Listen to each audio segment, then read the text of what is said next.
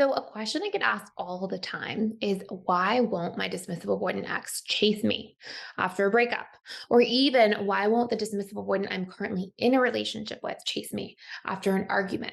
So, in this video, we're going to cover the 5 core reasons as to why so you can better understand. And then at the end of the video, we'll talk a little bit about what you can do.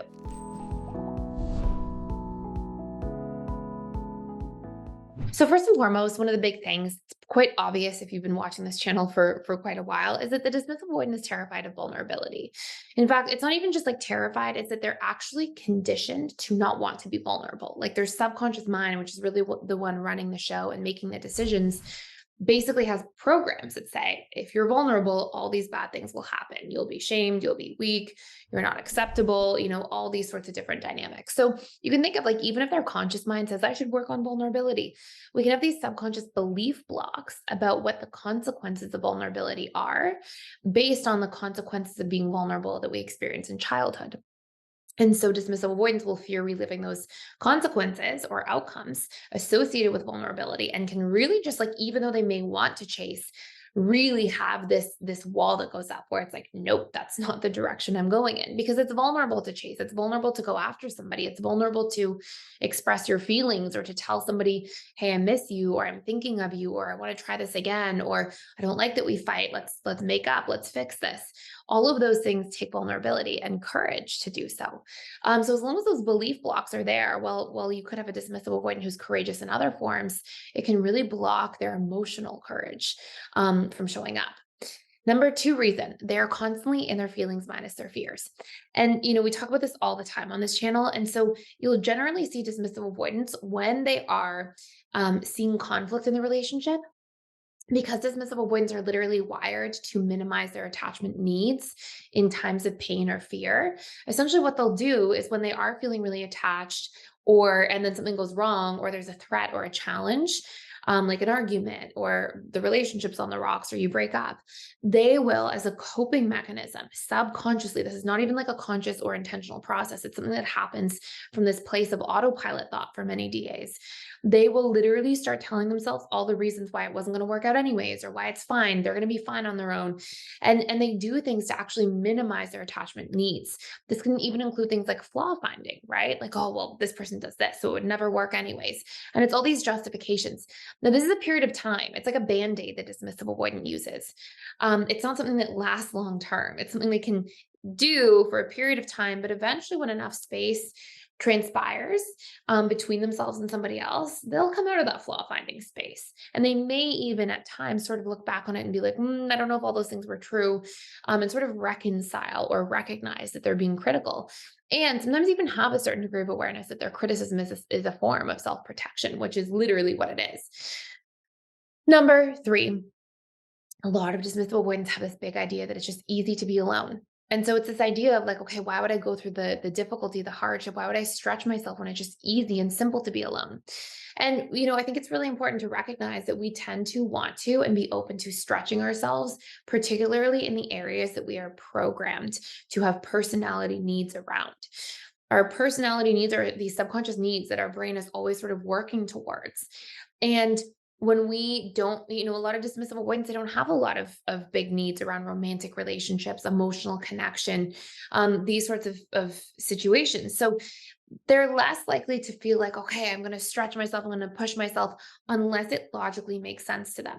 And this is why you'll see, like, once a dismissive avoidant knows about their attachment style and can talk about it and is clear about it, and they understand like cause and effect of their childhood experiences to their romantic outcomes. And they also understand that like, hey, logically we have to work through some of these things in order to be fulfilled in the relationship area of life. This is where you'll see dismissive avoidance do the work. But when they don't know that this is their attachment style, when they don't know what's going on here, this is where we will see dismissive avoidance sometimes just sabotage a little bit, because they're like, well, it's easier to be alone. This doesn't feel good, so I'm just going to move away from it, rather than being like, this doesn't feel good, but how can I be fulfilled in relationships if I don't work through some of these things? Like maybe it doesn't feel good because there's stuff for me to work on or work through. Instead, they're like, oh, this doesn't feel good, so it must be the person. Let me kind of remove myself. So it's really important for a dismissive avoidant to recognize that. For anybody who's thinking about this as I say this, and I have other videos about this, but If you're like, how do I tell a DA about their attachment style? You don't tell them you're a dismissive avoidant because they'll take it personally the vast majority of the time because a lot of them have this like very hidden shame wound. But what you can do is be like, here's what I learned. Here's the different attachment styles. This is what I think I am. What do you think you are? And if you lay out some of the different qualities and traits, I mean, it should be pretty obvious to them. So that's another sort of strategy you can use. Um, Before I go into some of these dynamics here, by the way, if you want to do a much deeper dive into a lot of this stuff, if you want to dig into like how to get a relationship back on track, I have a course you can check out fully for free for 7 days called How to Repair Any Relationship. And it helps first see if the relationship is worth repairing and then helps you take the action steps should it pass the sort of like, you should repair this test. And you can check it out for free for 7 days. If you cancel before the seventh day, you'll never be charged anything. And you can really go through, and it's like a 2 hour course, maybe it's like an hour and a half. So it will give you all the strategies and tools you need within a 7 day period or less. And that link below also gives you access to like all of the courses at PDS to check around, to scope out. You can join community events for the week, see what's going on in there, come into a webinar, ask me questions, any of that kind of stuff too. So number four reason why the dismissive avoidant won't chase you is because a lot of times, unfortunately, the idea of having this really healthy, securely attached, loving connection where there's mutual support and harmony and empathy, and you're growing together and you can hash problems out and work through them, a lot of that's an unknown, right? If you never have modeling for it, if you don't see it, and then you don't spend a lot of time like investing in like understanding what relationships should look like, the concept there is not a concept that's programmed into the subconscious. It's like, oh yeah, loving relationships. Yeah, that seems like an interesting thing. But there's not this like understanding of it. The way you might see with other attachment styles, or there's hopefulness around it. And so there can be this like unknown, like they don't even know what they don't know, especially if they've never been in a relationship beyond the power struggle stage and actually made it out of the power struggle stage into the stability stage or commitment stages or bliss stage, where we're going to see a lot more richness, like sort of enriching and depth of the connection take place. And then number five, because of the shame wound, unfortunately. So anybody who experiences a lot of childhood emotional neglect, generally is going to have a big defectiveness core wound. And it's this idea that like something's wrong with me and at my core, and that's why I can't get my needs met. And because children personalize everything that they can't understand, they make it about them, right? So if there's caregivers who are not emotionally available, it's like, oh, it must be me. Something must be wrong with me at my core.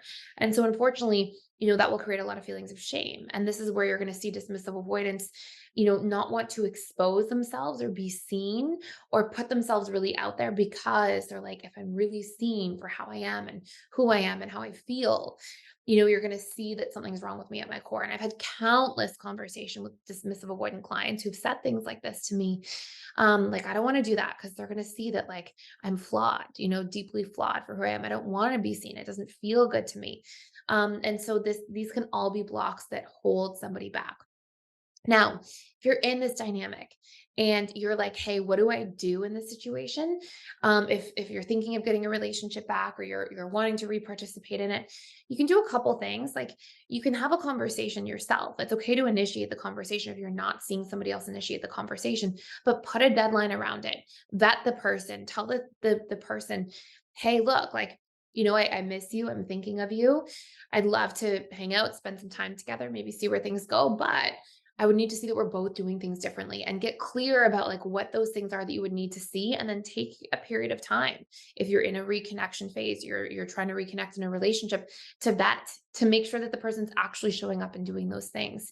And this will help you decide and get really clear about, is this even the right relationship or not, rather than floating around in this kind of gray area that can go on for very long periods of time, and help you just get certainty, right? Like set your mind to rest. Either it's going to work or not, but you're going to have the conversations to find out.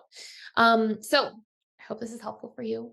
Of course, if somebody is doing a lot of unhealthy things, your answer may be like, you know what, it's not even right to re-participate in it.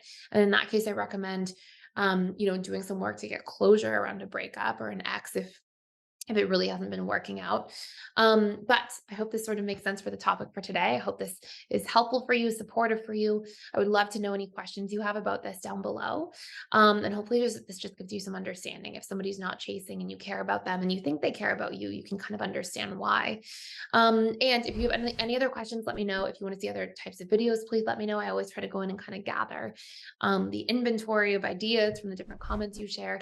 And if you want to check out the How to Repair Any Relationship course for free for 7 days, that link is down below as well. Thank you for watching. Thank you for stopping by. I hope you're enjoying this channel.